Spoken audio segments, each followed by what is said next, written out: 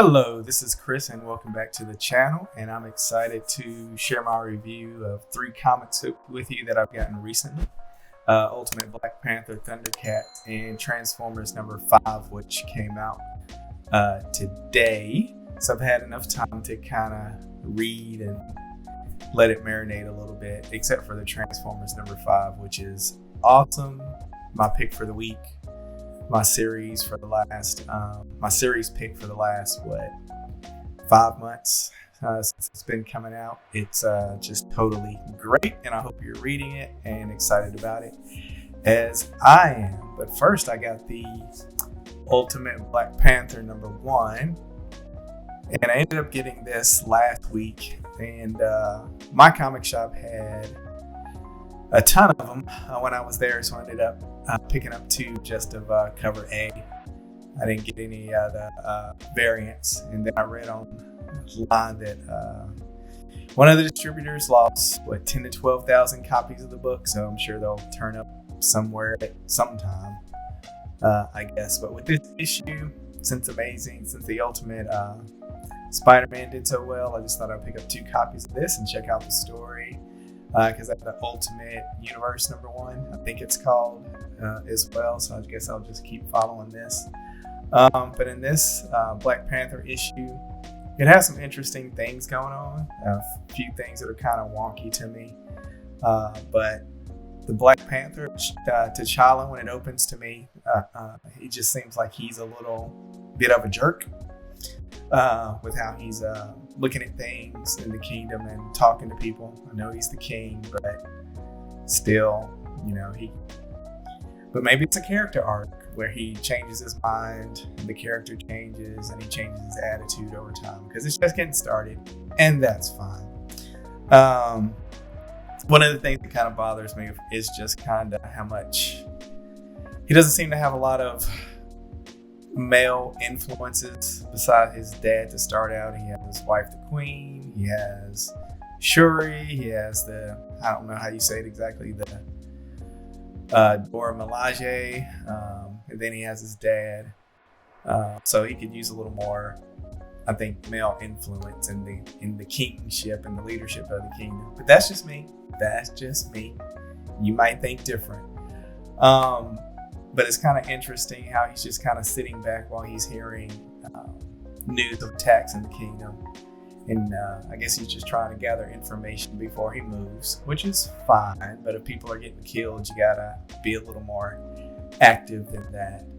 And then you have Killmonger and Storm in the issue more towards the end that are actually active in protecting villagers from the invaders, which happens to be from the organization Moon Knight that are invading Wakanda. So don't want to really give any spoilers if you haven't read it, but I guess if you haven't read it by now, it's a week later, so don't know when you'll get around to it. But of course, there's terrorism in the kingdom. His father dies protecting T'Challa from the bomber that's on this floating platform, and they have this celebration in Wakanda. So pretty sure he's dead, but he might be just badly injured. We'll see in issue number 2.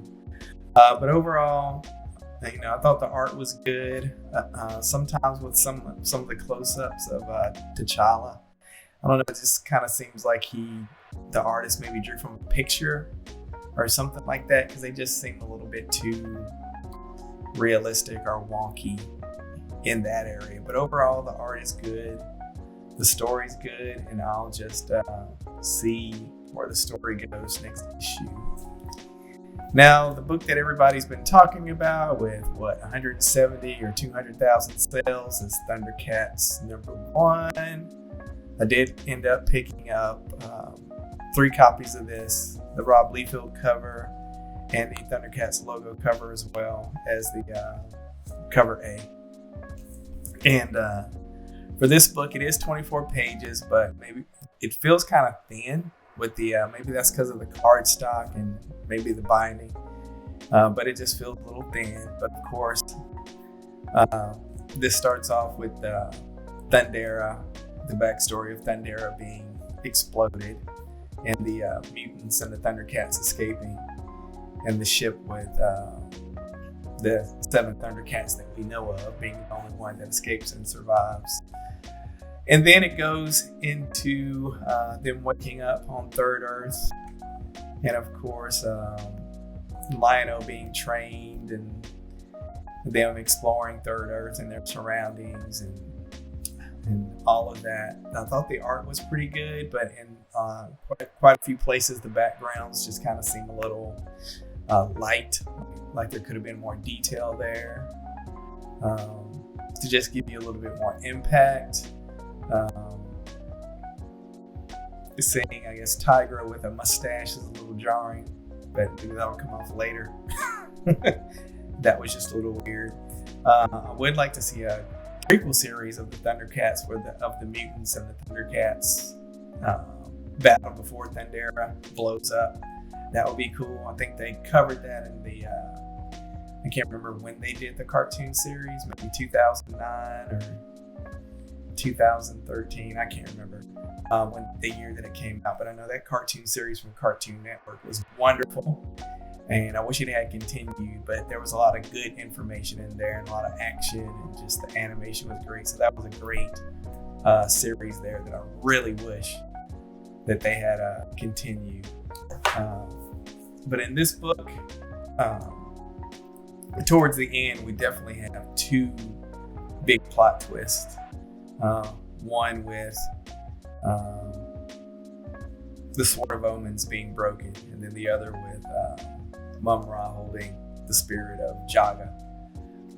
So that's 2 big twists that I'll come back to see how they resolve that, because it's pretty hard to break the Sword of Omens. So we'll see how they resolve that coming up. But another thing that I was excited about in this book at the end was the ad for Space Ghost, one of my favorite characters from when I was a kid watching cartoons. I'm sure it was reruns since I wasn't born in the 60s, but just seeing Johnny Quest and Space Ghost and all of that. So I'm interested to see what they're going to do with Space Ghost. I do have a series that I think maybe Image did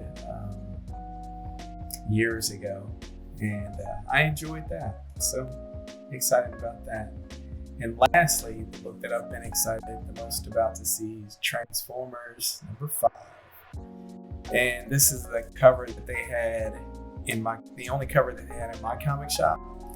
I really wasn't excited by this cover, so I might see if there's other ones. I might have to order off of eBay or something. Usually they have more covers than this one, but it's all they had. And this book is chock with action, excitement, surprises, everything that you want in a comic. I hate it when it ended, which is a good sign. I'm excited to see the next one, which is another good sign. So this one starts out with Optimus Prime and Spike reminiscing about war and asking questions about why it keeps happening. And then it moves into Starscream on the Ark, reviving more Decepticons. So he revives Frenzy and Reflector. And then they go to attack the Autobots as they find out that they have an energy source that they've created on their own to revive more Autobots. So they go to attack that, and Optimus Prime has Megatron's cannon, which is kind of cool. So he has 2 cannons. He has his own cannon, then he has Optimus's cannon, Megatron's cannon. So a battle ensues. Starscream is being his usual psychotic self. And even though he just got reanimated, Reflector is destroyed with Megatron's cannon. Optimus shoots Starscream with it as well, but he survives somehow. It seemed like it was a shot to the chest, but somehow it gets away. And then Optimus decides to press his advantage with the other Autobots, as he has numbers now over the revived Decepticons. But there's a surprise when they get back to the Ark, because Starscream has fixed himself somehow, and he's got a devastating surprise for the Autobots at the end, as Prime is once again injured pretty badly. So we'll see what happens in the next issue. I'm excited to see what happens, and I hope this trend continues of good comics. I know these are older, 2 out of 3 of these are licenses of older cartoons, and some people are saying that really doesn't count as far as good news in the comic industry, because they're not really superhero comics versus licenses, and older people are excited about these books rather than kids and teens excited about the books and superheroes. I don't know if that matters. That's a conversation for other people to have, but all I know is I enjoyed all 3 of these books. It's a change. There's no culture war in these books. There's no agenda that I see in these books.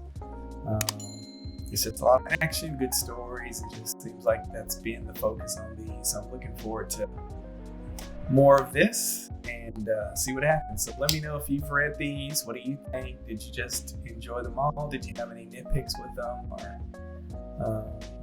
yeah.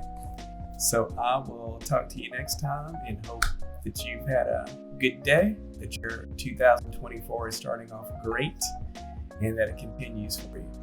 And I will talk to you later. Bye.